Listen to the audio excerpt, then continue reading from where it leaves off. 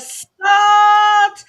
Good morning, friends, and welcome to the Shero Coffee Chat. I'm your host, Melissa Farmer Hill, a retired Army veteran and the founder of the Shero Coffee Club, where our mission is to keep the world caffeinated and women veterans celebrated. And I want to thank you for joining us this morning on today's Shero Coffee Chat. We're going to take a spin around the Shero resource table. We're going to be sharing our tip of the week, and we will be welcoming a very special guest. I can't wait to introduce you to her. So stick around because it's all coming up right after this.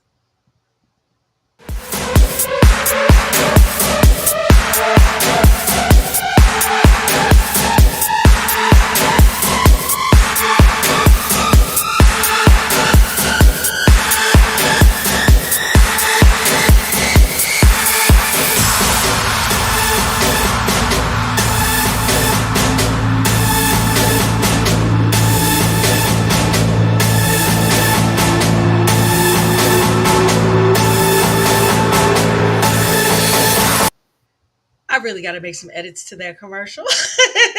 I like the music though; it gets you hyped. Dun, dun, dun, dun, dun, dun. All right, let's get on with the show. So, at Shero Coffee Chat, we know that life is not always smooth sailing, right? And that's why we really have to keep our heads on a swivel when it comes to getting information and finding out information for our veterans and our families, right? There are over 16 million. That's a huge number. That's a huge number. There are over 16 million military veterans out there, and not one person knows everything. Not one person has all the answers, but you guys, collectively, we can do better for each other and we can do better by each other. And that's why the Shero resource table is a dedicated segment on this show to provide information on resources, programs, just for the entire veteran community. Because when one of us wins, we all win. All right. So today we've got a little hip pocket training. Yep. I'm not telling. Good morning. Good morning. Today we have some hip pocket training. All right. I was recently at an event where they had, the military. It was a veterans event, and so they had the military flags, all lined up, and something was really throwing me off. It was really throwing me off. I didn't know what it was. Just something just didn't seem right. So many times, as veterans, we attend these events, but when something seems off, we need to take note. And what it was their flag display. Yes, the service flags that they had were out of order. And so as veterans, we definitely have to just ensure that that display is right. So today I want to do a little hip pocket training on flag precedence. All right, Andre, pull up that flag. Yes, you guys. Yes, this is some hip pocket training on flag precedence because we want to make sure that our flags are displayed properly as veterans, right? So, here is the correct order of a flag display. So if you're ever at an event and you're looking at the flags, this is how they should look, exactly as you see them right here, guys, exactly as you see them. Now, the first flag is always the United States flag, right? Established in 1775. I mean, not is the US flag. Then the US Army flag is next, established in 1775. After the US Army flag is the Marine Corps. You know how there was a commercial that said Army, Navy, Air Force, Marine, and it had a little jingle, but that's not how the flag display or the flag precedence should be. So we've got the US flag, we've got the Army flag, we've got the Marine Corps flag, again, 1775, the Navy flag, 1775. Now, here's where it gets a little bit different.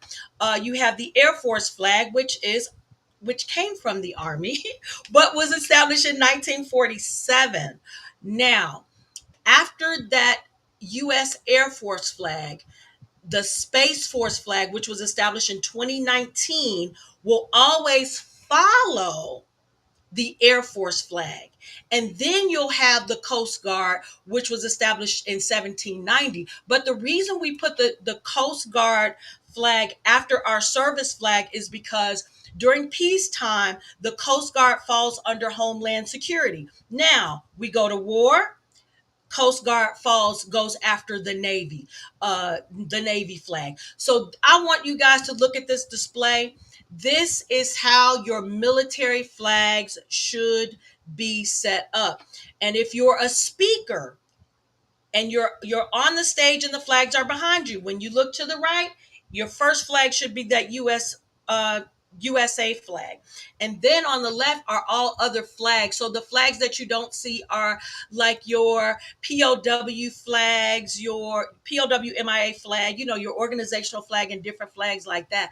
All right, so I just wanted to give that tip for the Shero resource table. So now we all know now. There's no secret for those of you who are watching. It's no secret. And I want you to remember that it's small things like a flag precedence where we see and it's something that's not correct, when we should step in as veterans, talk to who's ever in charge and say, hey, this is more than a piece of cloth. Let me help you. I'm a veteran. You are looking at history when you are looking at those flags, and not only history, it's the sacrifice behind it. It's, and the honor really behind each branch. So yeah, let's protect that as veterans. All right.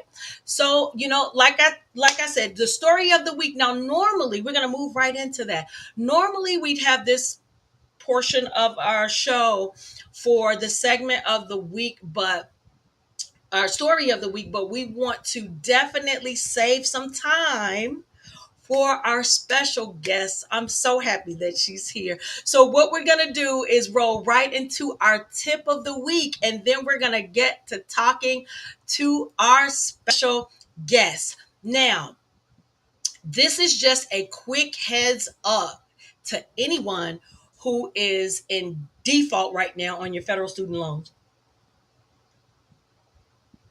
I want you to think about it. Is this me? Is this me? You'll know if it's you or not. All right. On May 5th, the Department of Education will start once again collecting on defaulted loans. This is serious, you guys. That means if you are in default on your loan, you could face wage garnishments. They could keep your tax refund on hold. I mean, it can even hit your credit score, if you don't take action. It seems like, we had money to bail out. We bailed out the auto industry, we bailed out the banks, but we're not going to get a bailout on this student education, you guys, that I know of so far. But there are, some options that help you get back on track. And I want to encourage you to use these options. So the borrowers, or if you're in default, you can go to the default resolution group. It's a free service provided by the Department of Education, and they're there to help you. That department is there to help you. Their job is to walk you through the steps like loan rehabilitation or loan consolidation. They'll help you to try to avoid penalties if you can, and of course getting your loans back in good standing, because that's what it's all about, and it's completely free. You don't have to pay anyone to for this service. Now, as I understand it, the Department of Education, they have been reaching out directly to those who are in default to offer help to those who are in default. But I say don't wait for them. All right. I have a number, 800 621 3115, and I'll put it up in the chat box. Or you can get proactive by going to my ed debt, MyEdDebt.ed.gov.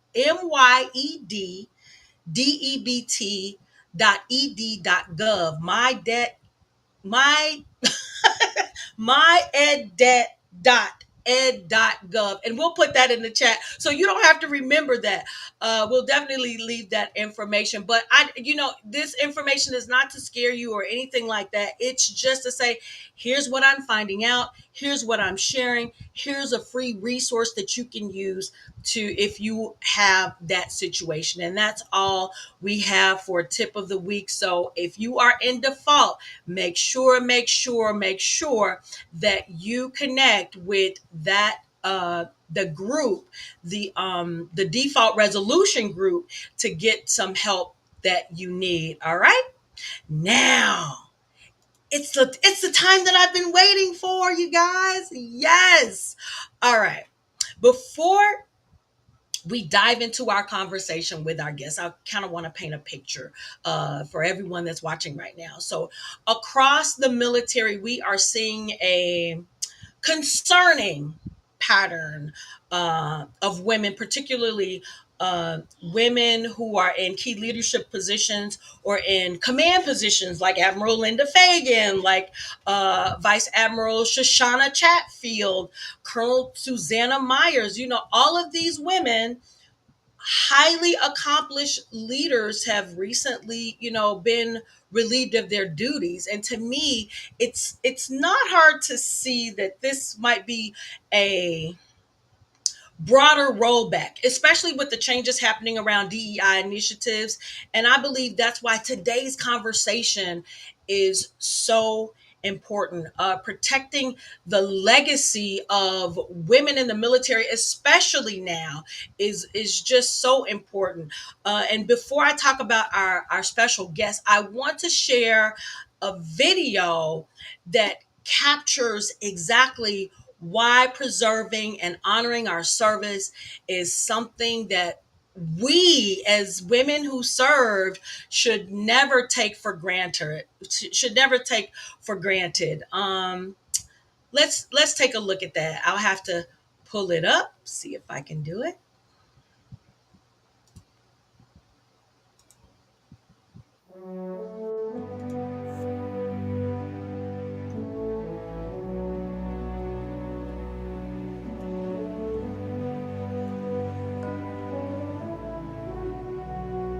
We got off at the metro site, and oh my God, I looked to my left down toward the memorial, and it was just a sea of people.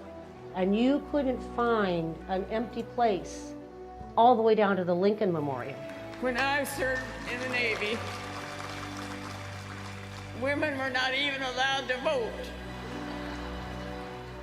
There were tens upon tens of thousands of people there, all helping to give recognition to the immensity of what this memorial was and will be. We are here today at Arlington Cemetery before this beautiful memorial on sacred ground to honor and pay tribute to the generations of American women who have served and are serving in our nation's armed forces. It was so powerful, and there was nothing else to do but cry. Thank you. America knows what you do and what you have done. Maybe it hasn't always been recognized in the past, but today we proclaim loudly and clearly, we recognize it, we're grateful for it, we say God bless you, and we will always thank you for helping to make our country what it is. Well, I was sitting on the dais, and one of the things I had planned was for the military to bring the flags of the states and territories down that aisle. I have talked to some of the people who are carrying those flags, and they said it was one of the most unforgettable moments of their life because people were reaching out and touching those flags. It meant so much to them. I am Captain Linda Bray. I stand for the women who served in Grenada, Panama, and the Gulf War. It was overwhelming. It was a feeling of pride. It was a feeling of camaraderie to see so many women in one place. And to have them still wearing their hats or maybe their ribbons on their suit. Because one of the things I'd encourage them to do was, if you can't wear your uniform, wear whatever part of it fits. So some of them had on their hat. That's all they had. But they came. Shortly, the doors of your memorial will be open. Let's go down and cut the ribbon. There are so many memories of the dedication. And one of them is a quotation from an Army nurse that served in World War II. And to me, it epitomizes what this memorial is about. When she wrote, "Let the generations know that women in uniform also guaranteed our freedom, that our resolve was just as great as the brave men who stood among us. And with victory, our tears fell just as hard." And that's the mission of the memorial, to let the generations know that women in uniform also guaranteed their freedom.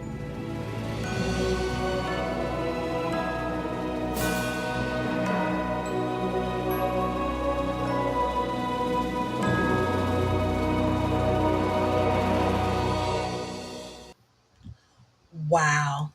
Just wow. I mean, that video says everything you need to know about protecting our legacy. It's about making sure those sacrifices and contributions of women who who served are never forgotten. And today, I could not think of a more perfect guest to have on the show. Army Lieutenant Colonel retired Jill Henry. Jill's Army career began in Bloomington, Illinois, with the acceptance into the Walter Reed Army Institute of Nursing program at Walter Reed Army Medical Center in Washington, D.C. In 1973. Yes, she graduated with a bachelor's of science in nursing from the University of Maryland, followed by commissioning into the Army Nurse Corps in 1977. She then graduated with a master's of health science as a certified registered nurse and anesthetist and anesthetist. And she's going to have to tell us that word. It's so hard for me to pronounce. From Texas Wesleyan University, Jill served in a multitude of locations from Washington, D.C. to Hawaii, with a deployment to Saudi Arabia with the 15th Evacuation Hospital for Operation Desert Shield, Operation Desert Storm. Jill concluded her career in El Paso, Texas, as the Assistant Corps Director of Anesthesiology for Army Nurse Corps Officers Course. She attained the rank of Lieutenant Colonel at retirement in 1993. In 2017, because it gets even better, in 2017, Jill became an Illinois ambassador for the Military Women's Memorial at Arlington National Cemetery, where her role is to encourage and assist women veterans in registering their legacy of service to the nation. In 2021, Jill was an organizing founder of Operation Her Story, which was the first all-female veterans flight from the great state of Illinois to Washington, D.C. Jill is a member of her local VFW and American Legion Post, where she is a member of the Honor Guard on the flag folding team. She won Legionnaire of the Year for 2021, 2022, and was a nominee for Central Illinois Remarkable Women in 2023. She was recently named as one of 25 Illinois Women Veteran Leaders of 2025 by the Illinois Department of Veteran Affairs and the VA Women's Health Department. Ladies and gentlemen, let's give a salute to Lieutenant Colonel retired Jill Henry.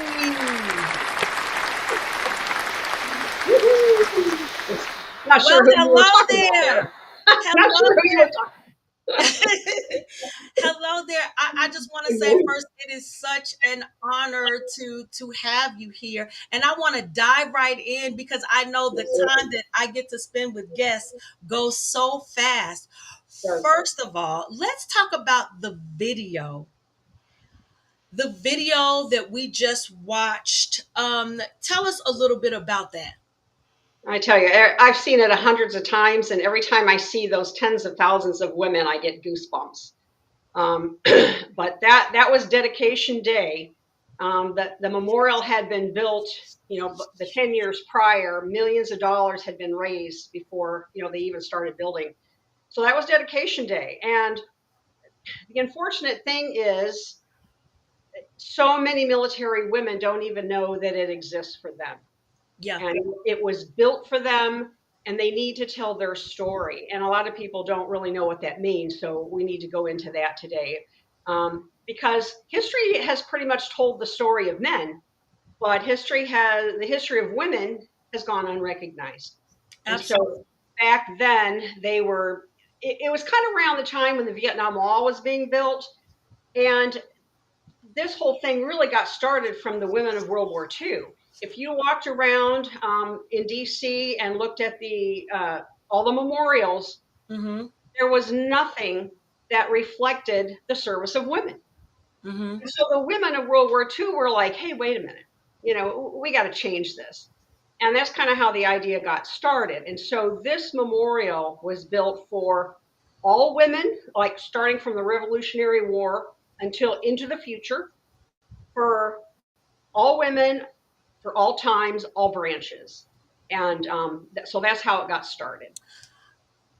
I was gonna say I love all women, all time, all branches, and I know we kind of jumped into the women's memorial because that video, like you said, it's kind of like when I hear that song and I'm proud to be an American. It just does something to you.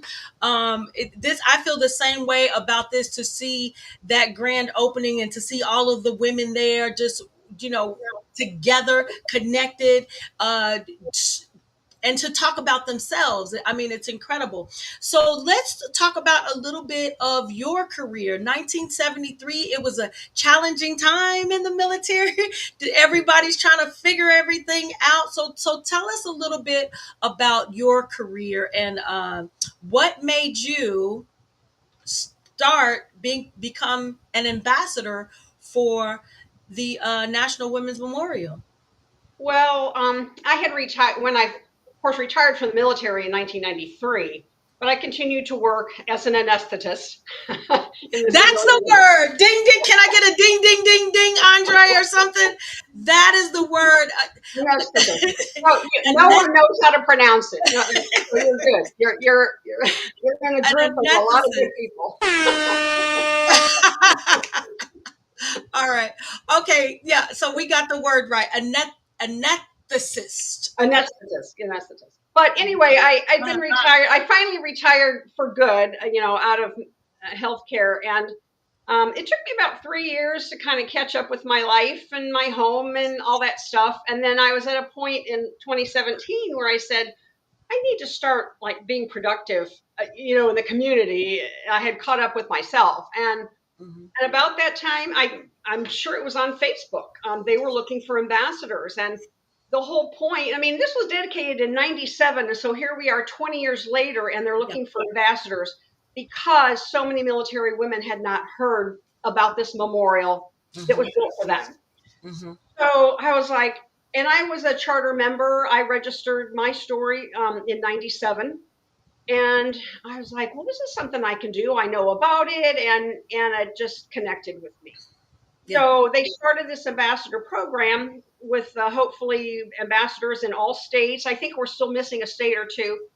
But and some states have 5, 7 ambassadors. I mean, there's no limit. But in Illinois, I say we have 1.5. There's another gal who's here part-time, and she's eventually moving to Arkansas. So I never know where she is, if she's in the state or not. But anyway, yeah, so it'll get down to me until I can recruit someone else to help me. But it's, I want to get out there and reach out to the women of Illinois, and we are statistically very underrepresented from the state of Illinois, our women veterans. So that's my goal, is to get the Illinois registration level way elevated. Now listen up. Great people of Illinois, I'm born and raised in Chicago.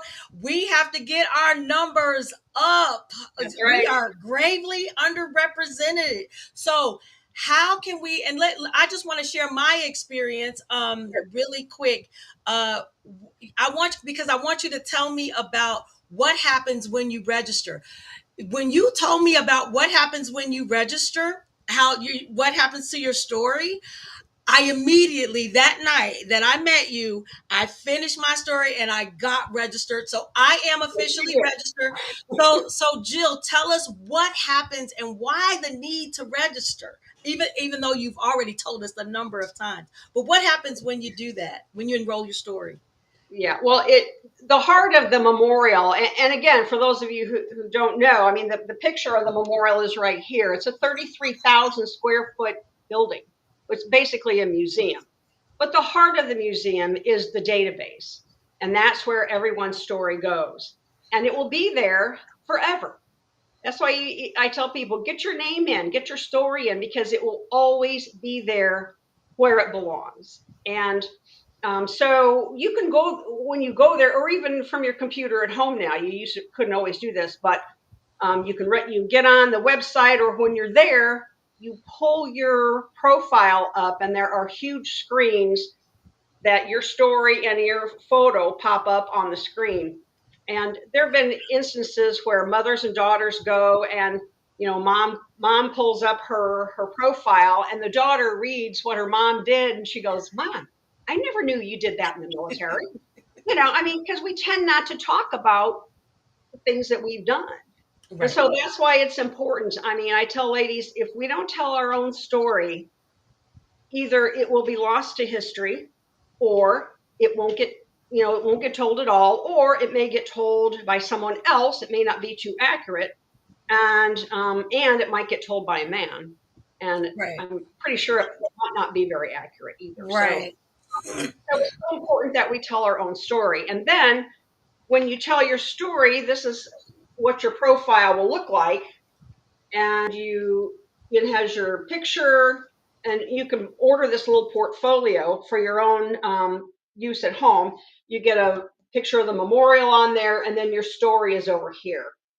So yeah, that's so many people get excited to know that they can order one of these portfolios, for their home. Yes, I can't I can't wait to order mine. Now we've got less than 1 minute.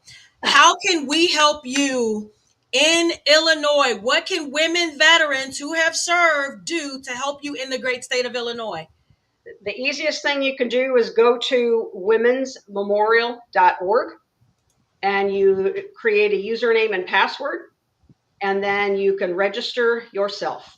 You can also register a deceased veteran. Say if your mom, your aunt, or somebody who is deceased, if you know something about their service, you can register them as well.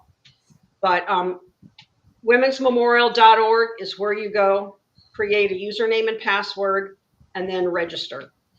And if you happen to see me I'm at events when I can be, there's a QR code that I carry around with me, and you can register right on your phone. So it's not difficult.